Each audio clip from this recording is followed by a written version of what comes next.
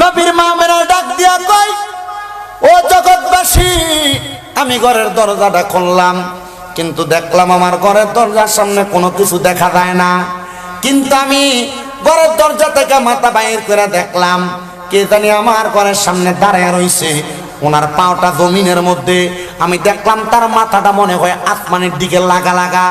এত লম্বা মানুষ আমি আমার জীবনে আর কোনোদিন দেখি নাই। কে কয়? নবীর মা। জোরে কয় না, কে কয়? নবীর মা। আমি আর কোনোদিন এমন মানুষ দেখি নাই। আমি জিগাইলাম, কে গো? উনি ডাক দিয়া কয়, আমি কইলাম আদি পিতা, আমার নাম আদামুস সফিউল্লাহ। জোরে কোন সুবহানাল্লাহ। ওগো নবী, আপনি কেন দুনিয়ার জমিনে আসলেন? ডাক দিয়া কয়, আমেনা, আমি এমনে এমনে দুনিয়াতে আসি নাই, আমি আল্লাহর নবীরে সালাম দিতে আসছি। বলে আল্লাহর নবী কই?